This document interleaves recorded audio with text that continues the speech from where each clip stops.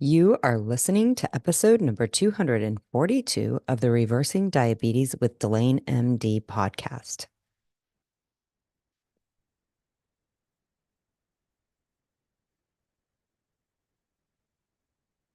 Hello, welcome to the podcast. I'm so glad that you're taking some time and joining me today. I'm glad you're taking some time for your health and committing to you and taking care of you. And I hope that's what this is for you today. So, today we are going to talk about fasting more. That's kind of what we're going to be talking about most of this month.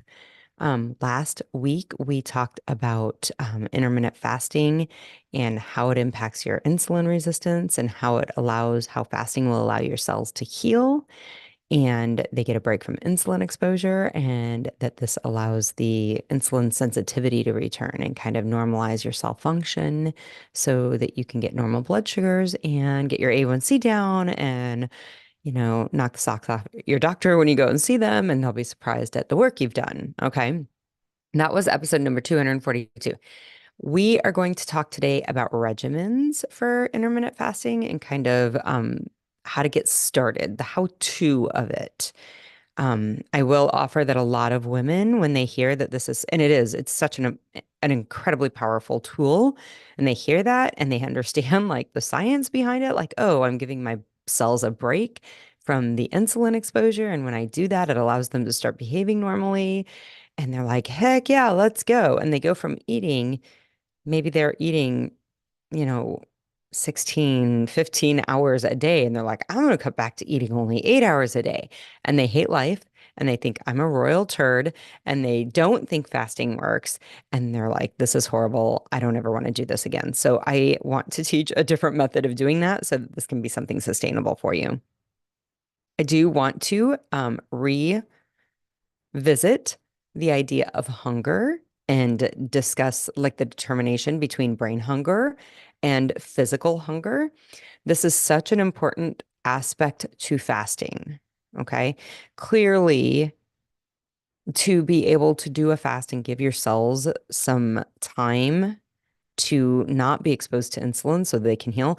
If we're going to do that, we clearly are going to have to tolerate or at least learn to navigate messages from the environment and messages from our body that we want to eat. Okay. I always kind of think it was evolutionarily beneficial for our brains to decide we were hungry when we saw food, right? So if you think about it, 10,000 years ago, food wasn't on every corner at every quick trip or gas station or convenience store for us to consume. When we came across food, whether it was like on accident or whether we were hunting and gathering, it was really important that we were um, driven, that we had some kind of motivation to eat that food.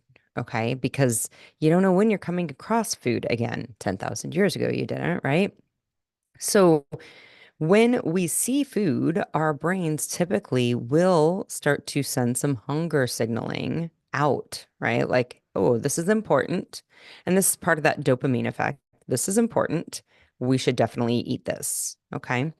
So when we see food, we frequently will feel the urge to eat. And that's evolutionarily probably a benefit to us. In today's age, when we're all eating ourselves into a state of disease, it's probably not so helpful. But learning how to navigate real physical hunger, like it's time for me to actually start bringing some nutrient inside of my body, that real hunger that I hate using the word real like the other one's fake. It's not that it's fake, but there is hunger that is biologically driven and a biological necessity. And then there's hunger that is driven by our mental state and our emotional state. And there is no biological necessity for that. So, learning to determine between those two things is incredibly important to learn to use fasting in an effective way. Okay. Because you're going to see others eating when it's not your eating time, because we live in America and human beings in America eat all day long. That's what we do. So we're going to have to learn to kind of navigate hunger. And so I do think it's important to revisit this whole idea of brain hunger versus physical hunger. So if you think about brain hunger, right? Brain hunger is hunger that originates in our brain versus physical hunger is hunger that originates in our body. The human body has a central nervous system and a peripheral nervous system. That's what we call it in science. It's kind of one way to divide the nervous system out. The central nervous system is composed of our brain and the spinal cord. The peripheral nervous system is all of the nerves that extend to the outer parts of our body, extend away from the brain and the spinal cord into our body. And it senses stuff. That's what the peripheral nervous system does. This is where heat sensors are in your fingertips, so you can tell if something's hot. This is where there is the ability to determine sharpness. That's also in the peripheral nervous system. So if you step on a tack with your toe, you're going to sense that. Your peripheral nervous system is going to sense that, not your central nervous system. Your central nervous system is going to decipher that or decode that. But your peripheral nervous system is what is actually sensing these experiences. Um, if you're chilly, if you're cold, if you I'm trying to think of the other feelings, the feeling of wetness, that's all something that we are going to pick up with our peripheral nervous system. So when our sensor organs in our fingertips, in our skin, and even in our visceral body, so inside our stomach, inside our abdominal cavity, there are peripheral sensors in those organs and in those parts of our bodies as well. When they pick up information, that information that happens on our fingertips, that we pick up on our fingertips, travels through nerves to the central nervous system. So it travels from the peripheral nervous system to the central nervous system. The central nervous system then brings it up to the brain, and the brain decodes it. It deciphers what's going on. It interprets what's happening. Oh, that's warm. It's getting almost too warm. I probably need to, bring my hand off to avoid any injury. Same thing with cold. That's cold, right? Like some things that are cool feel nice. But when they're cold, they actually start to hurt and we bring our hands away.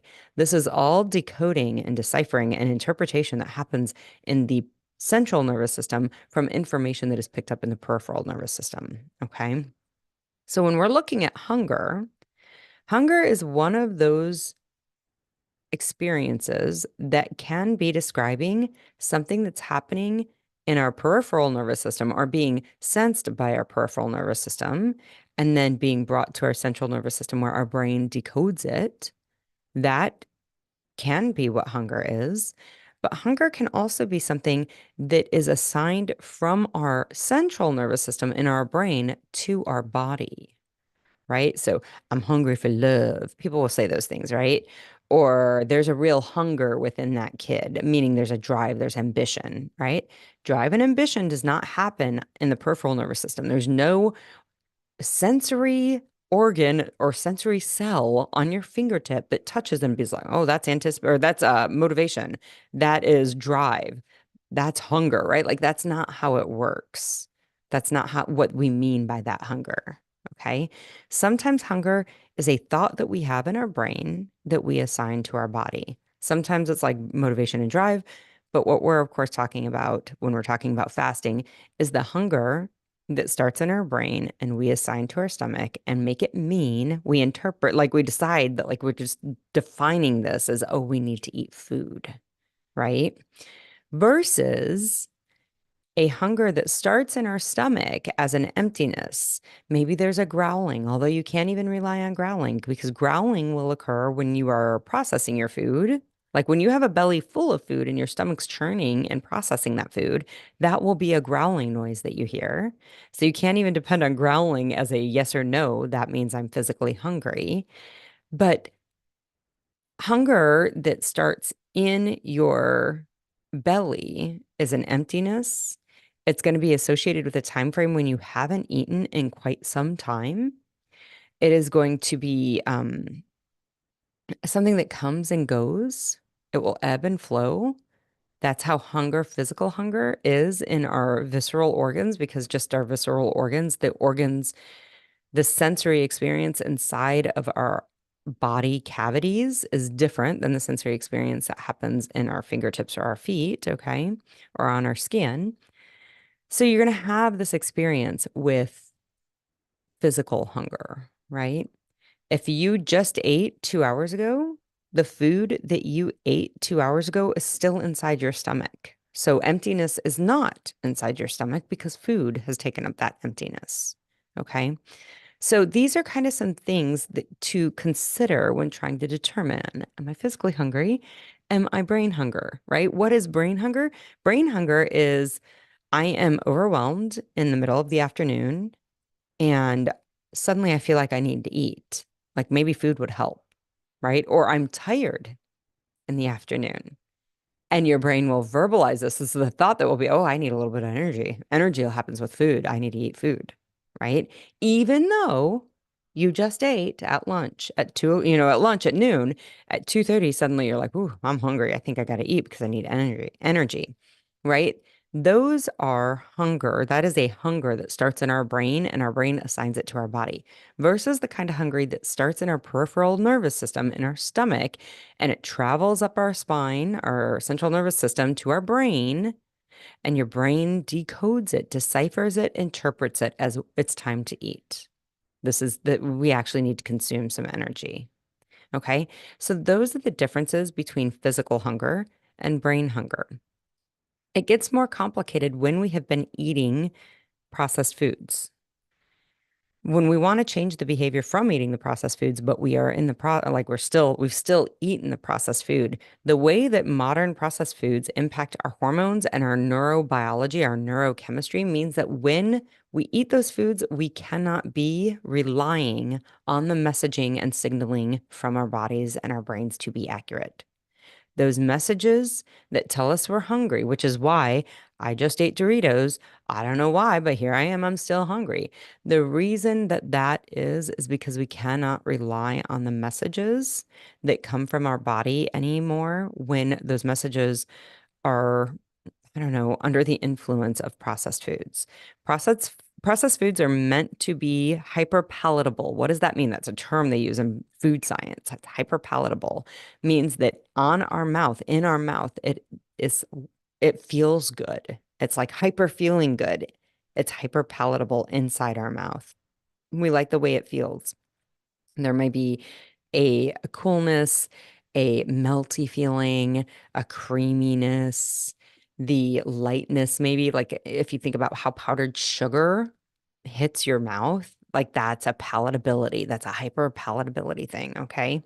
So you like the way it tastes. You like the way it tastes. It's got flavor enhancers, so taste enhancers in it. So you like the taste of it.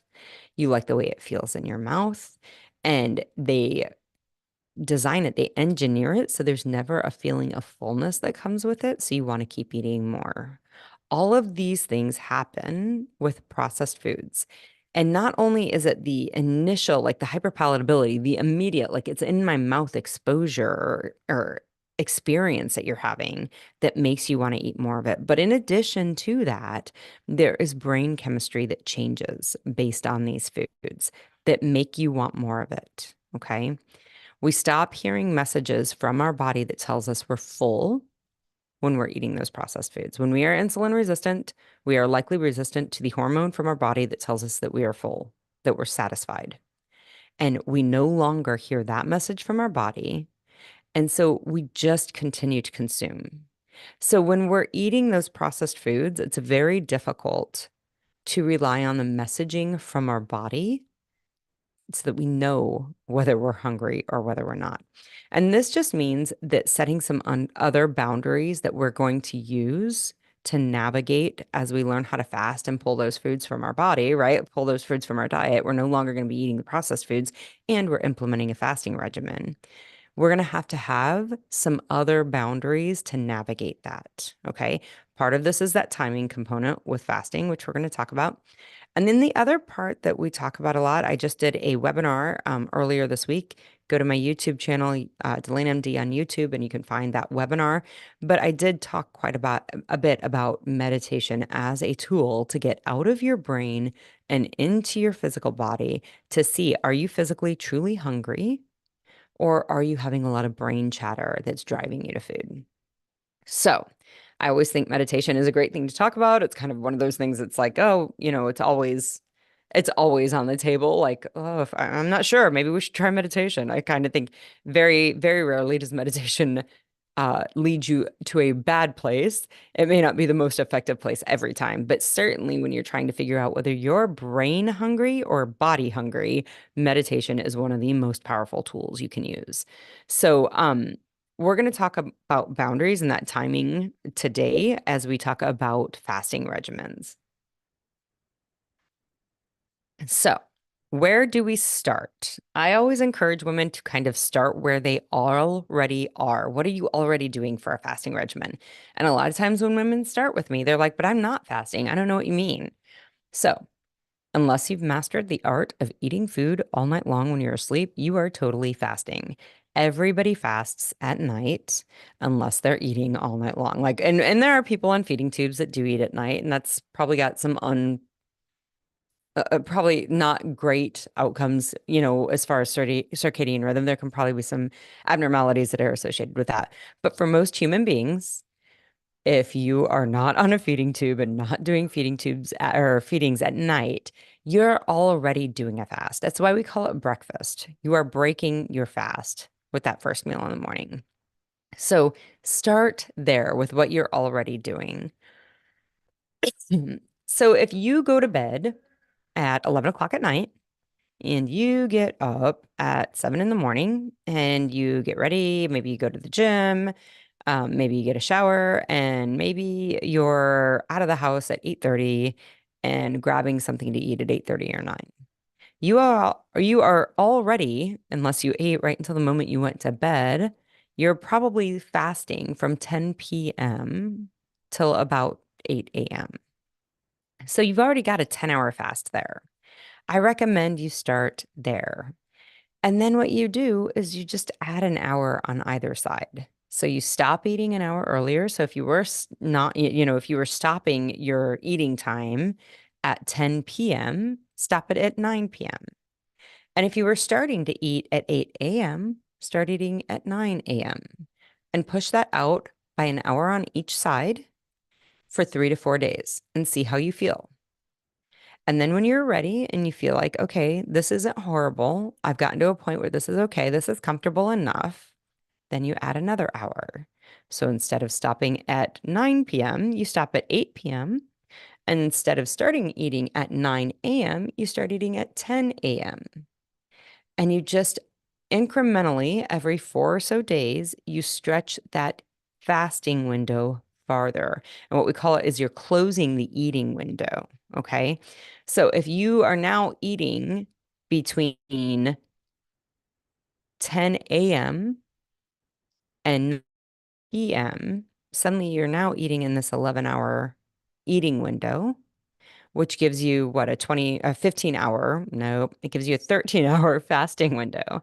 What you want to do is extend that fasting window as much as you can. And why you want to do that is the longer that you fast, the more time your cells have to heal up from insulin resistance. I always use the analogy of having a housekeeper at your house, right? Is just fasting for the 8 hours you're asleep good enough? I mean, like, yeah, it's okay. Having the housekeeper at your house for just 4 hours is better than nothing. But having your housekeeper at the house for 8 hours is certainly better, right? She's going to get more, he's going to get more done, right? Same thing for you. If you're only fasting 8 hours while you're asleep, is it good? Well, I mean, it's probably better than nothing. It's better than eating all night long, right? But you're gonna get better effects on your insulin resistance if you are fasting longer than that. So if you can extend that out to 12 or 16 hours, like suddenly you get twice as much good, twice as much improvement on your cellular function that way. So how long do you need to go? Like, how far do you need to extend your fast out? How much do you need to close that eating window? So, first, I want you to remember that it's going to take about 7 days for you to see any changes in your blood sugars. So, if say you were fasting again, say you were fasting for 10 hours, so from 10 p.m. to 8 a.m. That was your fasting window, kind of where you just were naturally. And you extend that out to a 9 p.m. to 9 a.m. fast. So now you're on a 12-hour fast and you do it for 3 days, 4 days, and you're like, oh, do I need to extend it out farther? You probably will at 12 hours, but understand that you're not going to see the impact of what a 12-hour fast does until you've been doing it for 7 days. So that may be what guide how quickly you change that fasting regimen, how quickly you stretch that fasting time out. Okay. So I recommend because what I know from working with women is most women have to get close to a 16-hour fast each day with an 8-hour eating window before they start to see the results that they want. Before they start to see the lower blood sugars that they're looking for, they usually have to get to that point. So what I always tell folks is you can probably stretch, those first until you're getting to like 14-hour fast. Like at that point, you can probably start stretching it every week instead of doing it every 3 to 4 days. I recommend doing that change in your fasting regimen every 3 to 4 days initially because it can be uncomfortable. Okay. And if it's miserable, you're never going to stick to it. So again, that fasting window, you want to stretch it. If whatever you're starting at, maybe you're fasting for 8 or 9 hours a day, just naturally with your sleeping hours. And then you're going to stretch an hour on each side, right? So you're going to stop eating an hour earlier and you're going to start eating an hour later. So where it was 9 hours, now it's 11 hours. Okay. And then you're going to do that for 3 or 4 days until it gets comfortable. And then maybe you're going to stretch it even farther. You're going to stop eating at 8 p.m. and you're going to start eating maybe at 10 a.m. And that's going to give you, doing math, yeah, that's going to give you a 14-hour eating window at that point. Or I'm sorry, a 14-hour fasting window at that point. And you're just going to keep stretching that out farther and farther until you start to see your fasting blood sugar in the range that you want it. This is also true for weight loss. Until you see yourself at a rate of weight loss that you like, you're just going to start fasting a little longer every 3 to 4 days, or maybe every week. Okay. There's no shame in changing this regimen every week. And it may take you a week before you feel comfortable with it. I would definitely encourage you again that if you are eating processed foods, the more you cut those processed foods out of your life, the easier it will be for you to not feel hungry all of the time. So, some women will do, again, frequently, what most women have to do is like a 16-hour fast and an 8-hour eating window. So that means that they start eating at noon and they stop eating at 8 p.m. Okay. Or they start eating at 10 and they stop eating at 6 p.m. Some women have to extend it out farther. They have to do an 18-hour fast with a 6-hour eating window. So that may be you start eating at noon and you're done by 6 p.m. And then sometimes people will extend it out farther. They'll do a 20-hour fast with a 4-hour eating window. So they maybe start at 2 o'clock in the afternoon eating and they're done by 6 p.m. Remember, again, for every hour that you're not eating, you're allowing your cells a bit longer to heal up. All right. There was a long time, there were years that I did actually like a 22-hour fast with a 2-hour eating window every day. And it wasn't for any crazy reasons other than it was convenient. Once you remove all of that processed foods from as much of that processed food as you want to remove from your life, and you start to realize that this is what's causing me to want more of it, it becomes easier to fast. I always say, people get really excited about this fasting thing. I always call it the other F word because people act like I'm talking about something horrifying or like disemboweling or something just really crazy and torturing. And recognize as human beings on this planet, we populated the earth and became the dominant species on this planet utilizing a fasting regimen. There was not food available to pre-modern humans all the time. Period. End of sentence. It just wasn't available. Human beings fasted. Our bodies are meant to fast. This is exactly how we're designed. And I mean, when we're not following that, we get sick. So I do think there's a part of this that just matches our biology. For every, hour you're not eating, your cells are getting cleaner, your cells are getting healthier, cleaner by the housekeeper analogy. So again, I used to do this longer fast. It was not painful. It was not torturing myself. It wasn't any of that. It was really convenient. I was working outside of the house for most of it was when I was still working like 40 hours a week outside of my business. And it was just easier to not have to tinker with making all of these meals over and over and over again. It was like one meal a day, one and done. Here we are. So, um, mess around with your regimen and see what works for you. I would highly again recommend that you start where you're at and add an hour of fasting to each side of that fasting window every 4 days until you get to the results that you want. If you have any questions about that, make sure you reach out to me. So, I do encourage you to allow your blood sugars to guide or your weight loss again to guide when you need to make adjustments. Okay. So, say you do you know, a 19-hour fast with a 5-hour eating window. Say that's what you just settle out at, and you do that for like 3 months, and you like your results, and you like that you're getting your blood sugars down, but your weight stalls out. You may have to make some adjustments. Okay. Like that may be a place where you're like, okay, I'm going to do a 4-hour eating window and a 20-hour fasting window. It would probably be that you were doing an 8-hour fasting or an 8-hour eating window and a 16-hour fasting window. You may have to narrow that. I imagine that you would get weight loss at that, 19.5 window pretty easily for most women. But you may have to adjust after something that you've been doing for a very long time. It may have worked for a long time, and then at some point, maybe your results start to slow, and you have to maybe make some adjustments at that point. Um, Again, give yourself a chance. Please do not do it any quicker than every 3 to 4 days because I mean, most women find that either they're like coercing themselves to do the thing, like it's really hard and they're just forcing themselves to do it, or they find that they're not, giving themselves the opportunity to get comfortable with the, hard stuff of the fasting before they change something and do something new. Okay.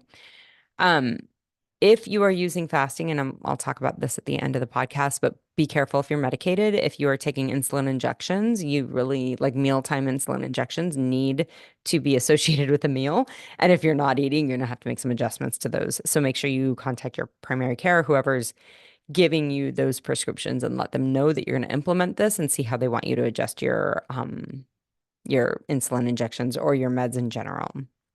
So another question that I get from women is, am I going to have to do this forever?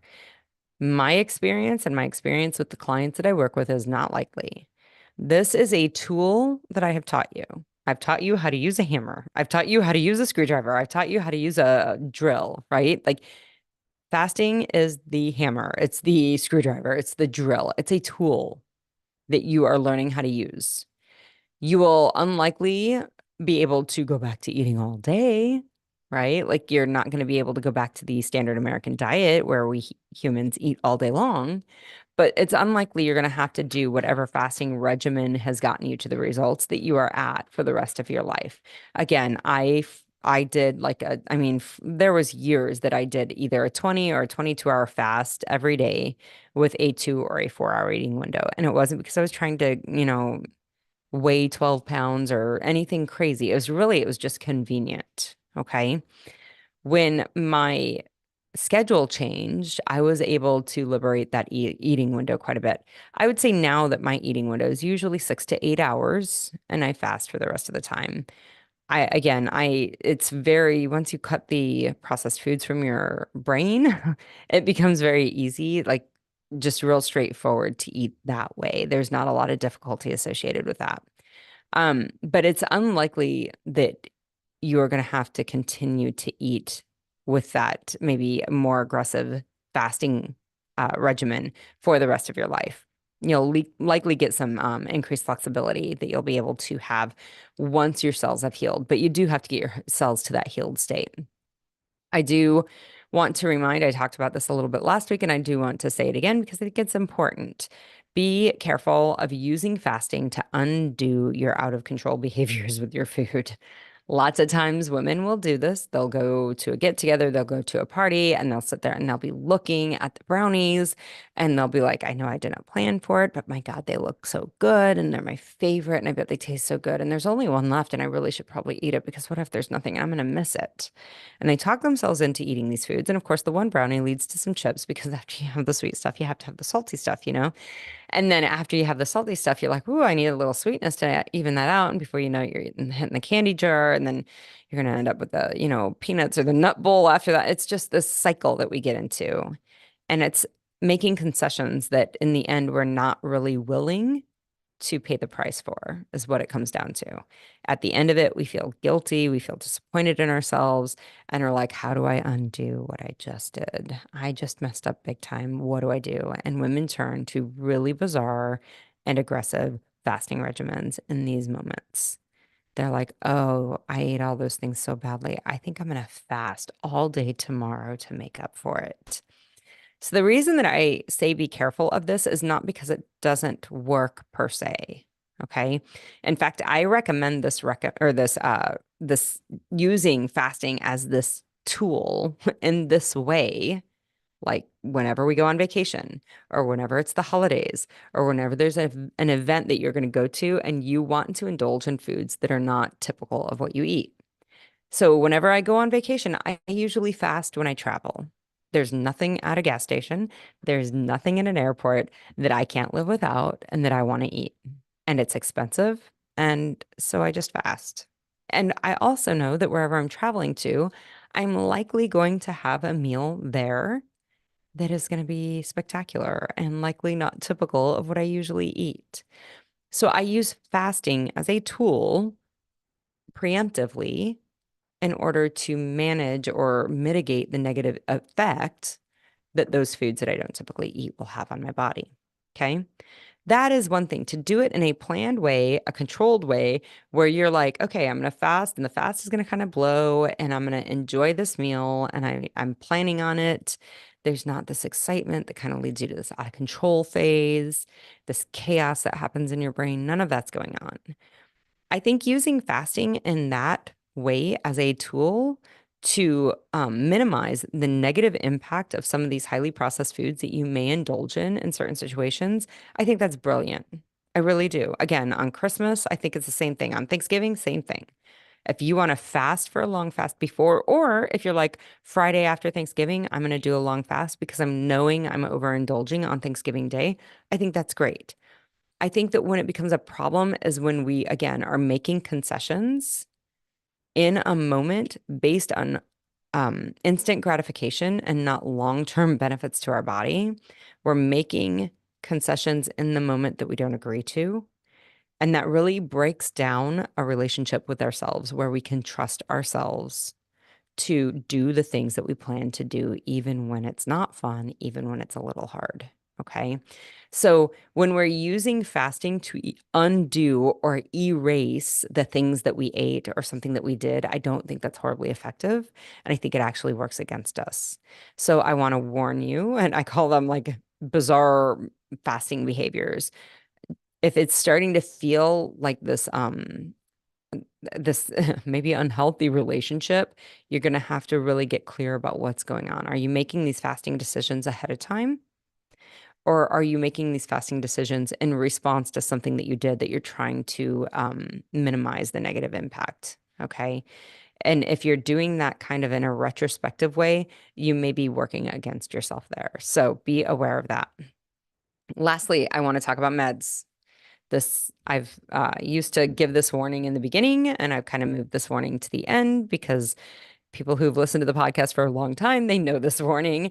If you're new to the podcast, I do want you to hear this because I do think it's important. If you have been medicated for the way or for your type 2 diabetes, you have been medicated because of the way you have eaten in the past.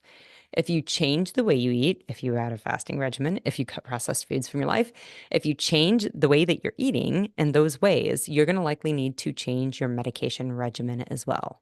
That means you need to get on the phone with your provider who has given you these meds, and you need to tell them what you're doing. And you need to tell them, I need to know how you want me to share my blood sugar logs with you, and I need to know from you how I can expect to hear what medication changes you want me to make so that you can stay safe. That's what's really important here. If you don't get this guidance on how to change your medications, you can get very, very sick, the kind of sick that involves going to the hospital, maybe getting a hospital stay, maybe possibly even death. And that's not what we're doing this work for. We are doing this work to live long, healthy lives, and that is going to work against you. So make sure you've contacted your primary care or your specialist or whoever has prescribed these medications to you. Let them know what you're intending to do. Ask them how they want you to share your information, i.e., your blood sugar log with them, and how they intend to share feedback about what you need to do differently with your meds, how they're going to share that information with you. Get real clear on that so you can stay safe. If you haven't already, and you're looking to see better blood sugars, please go to delainmd.com/better, BETTER, BETTER, sorry. DelaneMD/better. You can find my 14 Days to Better Blood Sugar Guide there. This is a guide that will give you 14 days of breakfast, lunch, and dinner menus, and they will definitely improve your blood sugars. Again, if you're medicated, be very careful as you use this because it will bring your blood sugars down and it will do it pretty quickly. So I'll also get you on my email list so you can get updates on other help that I have available for you. Don't forget, you can always find me on Instagram and Facebook at DelaneMD. If you ever have any questions, you can always email me at delanemd.com. I'm happy to answer any questions. If there's anything you want to hear about in a podcast, put it in there. I can definitely research it and get some information out in the podcast for you. If you're interested in finding out more about my group where I work with women to help them reverse their type 2 diabetes, you can find out information on my website or you can email me and we can set up some time to chat about that. Lastly, I have an ask. If you like this podcast, if you're getting benefits from this podcast, if you're getting help from this podcast, I wonder if you would rate and review the podcast on your podcast player. The more ratings and reviews this podcast get, the more it will be presented to other people so that they can hear this information and they can get the same help you're getting. You can rate it on your podcast player. You can share it on social media. You can email it to a friend, however it works for you. Remember, 9 out of 10 of Americans have insulin resistance. They are on the path to type 2 diabetes. Everybody needs to hear that they do not need to live the rest of their life sick. Help me get the word out. The more you rate and review it, the more you share this, the more it helps get that word out. People need to hear about this. I want you to keep listening. I want you to keep avoiding foods that are making you sick. Keep making choices in the favor, in the direction of your health and your vitality and longevity. I'll be back next week. Bye bye.